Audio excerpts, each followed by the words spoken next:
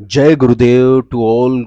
गुरु भाई गुरु बहनों को, आपके अंदर रमण करने वाले गुरुदेव को मेरा सादर प्रणाम। बहुत सारे गुरु भाइयों को एक संदेह रहता है, एक डाउट रहता है, बात करने पर उनसे पता चलता है। वो कहते हैं कि नाम तो हम जप रहे हैं आंख बंद कर कर, पर मन बहुत गतिशील है, भटक रहा है इधर उधर, कभी किसी विषय में कभी किसी विषय में चलायमान है, वो स्थिर नहीं हो रहा है, इसलिए ध्यान नहीं लग रहा है। पर नाम जप हम गहरा कर रहे हैं।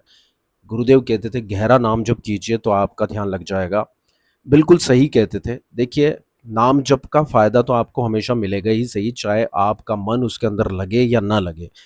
परंतु मन यदि नाम जप के अंदर नहीं लगेगा तो आपको रस नहीं आएगा, उस नाम का असली आनंद आपको महसूस नहीं होगा। ठीक है, तो आप परम आनंद तक कैसे पहुंच पाएंगे? ये बात बिल्कुल सत्य है, ये आपकी अंतरात्मा जानती है। तो देखिए, इसका सीधा सा एक सरल सा उपाय है जो गुरुदेव ने भी बताया है। ठीक है, मैं उसको वापस से रिपीट कर देता हूँ। आप अपने मन के ऊपर उस मंत्र को आरोपित कर कर जपिए।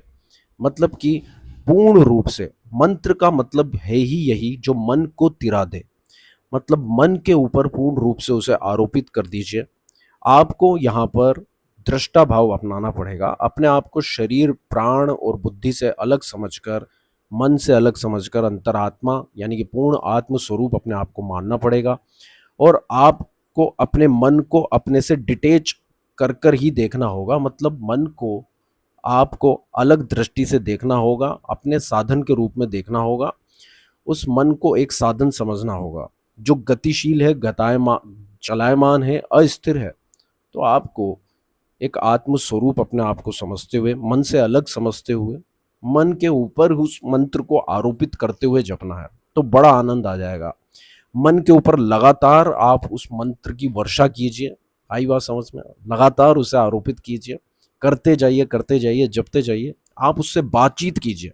फिर भी वो गतिशील है, विषयों में पड़ा हुआ है, आप उससे बातचीत कीजिए कि ले भाई तू ये सुन, ले भाई तू इस मंत्र को सुन, क्लिंग कृष्ण क्लिंग, जो भी तुम आप गुरुदेव ने आपको मंत्र दिया है, ले भाई तू इसको सुन, सुन सुन सुन। लगातार उसे सुनाइए।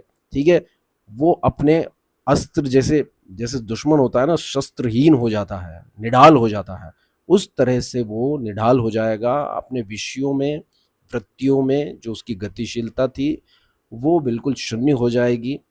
ठीक है, वो अपनी प्रवृत्ति को त्याग देगा।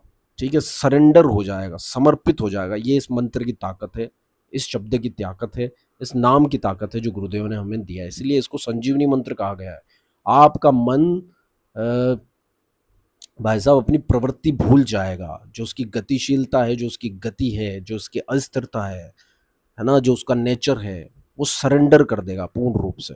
फिर आपको उस एकाग्रता का, उस स्थिरता का, उस आनंद का अनुभव होगा सर। निश्चित तौर पे इसे अपनाकर देखिए, प्रैक्टिस कीजिए।